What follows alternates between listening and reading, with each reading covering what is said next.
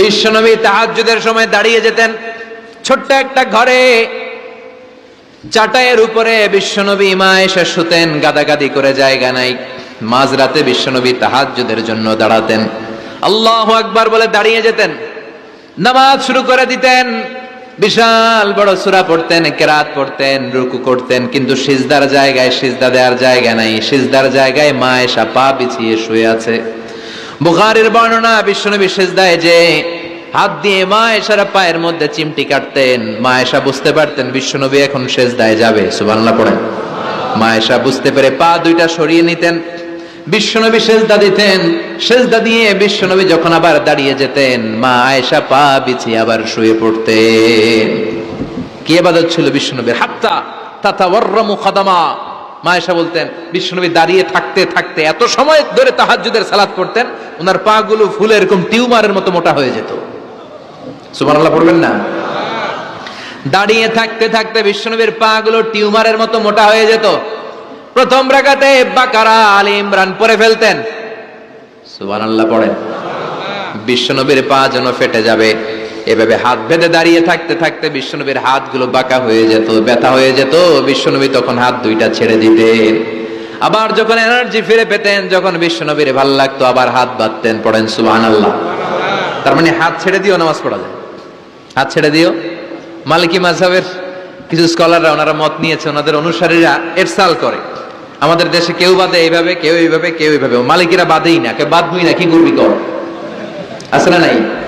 আপনি যদি হজ করতে যান মক্কা মদিনায় এই আমলগুলো দেখতে পারবেন। এটা সুন্নাত একটা আমল। হাত ছেড়ে দিলেও যেখানে সালাত হয়ে যায় ওই জায়গায় কই বাঁধবে এই নিয়ে কিলাকিলি আছে না নাই? উপরে না নিচে, আমিন জোরে না আসতে, আছে না নাই?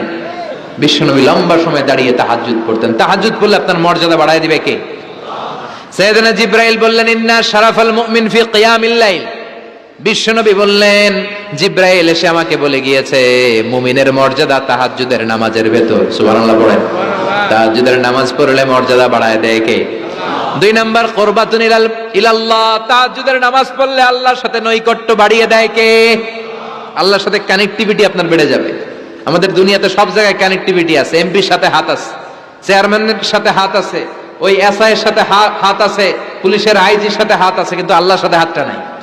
কথা কন, আসল জায়গায় কানেকশন লাগানো দরকার। চিল্লায় বলেন ঠিক কি না? মান লাহুল মাওলা ফালাহুল কুল্লু। যে ব্যক্তি আল্লাহর হয়ে যায় গোটা বিশ্ব তার হয়ে যায়। যে সব জায়গায় যে ধর্ণা দেয় আল্লাহর কাছে ধর্ণা দেয় না, তার কোনো মর্যাদা নাই। আর যে ব্যক্তি সব দিক থেকে মুখ ফিরিয়ে আল্লাহর কাছে যায়, গোটা বিশ্বের সবাই তার দিকে তাকিয়ে থাকে। এজন্য সম্পর্কটা লাগাইতে হবে কোন জায়গায়? তার মানে তাহাজ্জুদ পড়লে মর্যাদা বেড়ে যায়, আল্লাহর সাথে সম্পর্ক বেড়ে যায়। বিশ্বনবী বললেন, মানহাতুনা আনিল ইসিম। তাহাজ্জুদের নামাজ পড়লে, তাহাজ্জুদের নামাজ আপনারে পাপ কাজ থেকে বাধা দিবে। সুবহানাল্লাহ পড়েন। তাহাজ্জুদ যারা পড়ে এরা পাপ কাজ করে না। চিল্লায় কোন ঠিক কিনা? 4 নম্বরে মুকাফফিরাতুন লিসাইয়্যাত। পাপ আর অন্যায় যদি কিছু হয়েও থাকে, তাহাজ্জুদের নামাজ পড়লে তাহাজ্জুদের নামাজ পাপগুলোরে ধুয়ে মুছে সাফ করে দেয়। এজন্য তাহাজ্জুদ পড়ার দরকার আছে না নাই? ঘুমের আরবিতে কিছু নাম আছে। ঘুমের একটা নাম হচ্ছে আন-নুআস। নুআস মানে ড্রোজিনেস। বাসে বসে আছেন, বাসও ঝুলে আপনিও ঝুলতেছেন, এরকম হয় না? ঝিমুনি, এটার বলে নুআস। আরেকটা হচ্ছে সামান্য হালকা লাইট স্লিপ, সামান্য ঘুম, এটার বলে পাওয়ার ন্যাপ। হালকা হালকা ঘুম, ঘুমও আসছে, আবার কে যেন কথা বলে ওইটাও শোনা যায়, এরকম ঘুম আছে না নাই? এটার বলে সিনা। আরবিতে এটার কি কয়? সিনা। আরেকটা হচ্ছে ভালো ঘুম, এটার বলে নাউম। এটার কি বলে? তাহলে পাইলাম নুআস, সিনা, নাউম। আরেকটা হচ্ছে জন্মের ঘুম। কিরকম ঘুম? এমন ঘুম যেই ঘুমে ডাকলেও মানুষ ওঠে না, যেটা শেষ রাতে আমাদের যেই ঘুমটা হয় তার 3টা-4টার দিকে কম্বল টেনে টেনে আরেকটু ঘুমাইতে মনে চায়, এরকম একটা ঘুম আছে না নাই? এই ঘুমটাকে আরবিতে বলে হুজুদ। কি বলে? সবাই বলেন। এই হুজুদের ঘুমকে স্যাক্রিফাইস করে ওই টাইমে যে সালাতটা পড়া হয়, ওই সালাতকে আরবিতে বলে সলাতুল হুজুদ বা সলাতুত তাহাজ্জুদ। সুবহানাল্লাহ পড়বেন না? এজন্য রাব্বুল আলামিন বলেন, ওয়া মিনাল লাইলি ফাতাহাজ্জাদ বিহি নাফিলাতান লাকা আসা আন ইয়াবআসাকা রাব্বুকা মাকামাম মাহমুদা। ও নবী, রাত্রিবেলা দাঁড়িয়ে আপনি তাহাজ্জুদের নামাজ পড়েন, আশা করা যায় বিশাল সম্মানিত মহিমান্বিত জায়গায় আল্লাহ আপনারে বসায় দিবে গো নবী, ঠিক কি না? তাহাজ্জুদের সালাত পড়লে মর্যাদা বাড়ায় দেয় কে? মুমিনের বৈশিষ্ট্য, তারা রাত্রিবেলা তাহাজ্জুদের সালাত পড়ে। ইমানদারদের বৈশিষ্ট্য, তারা হলো ফুরসান আন-নাহার রুহবান আল-লাইল। রাত্রিবেলা তাহাজ্জুদের জায়নামাজে কান্নার ঝড় তোলে, দিনের বেলায় ঘোড়া হাঁকিয়ে জিহাদের ময়দানে জিহাদ করে, ঠিক কি না? দিনের বেলায় চলবে কি? জিহাদ।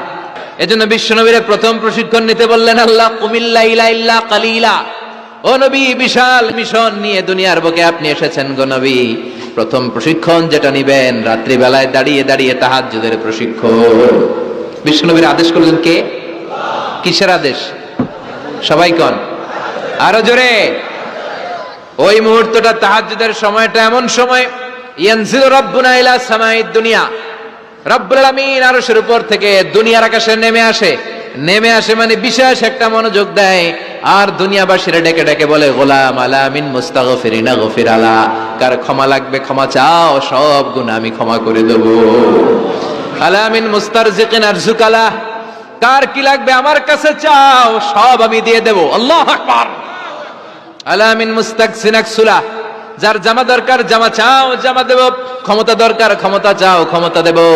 নেককার স্ত্রী দরকার, নেককার সন্তান দরকার, সন্তান চাও, সন্তান দেব। সব দেয়ার মালিক কে? কেউ যেটা পারে না পারে কে?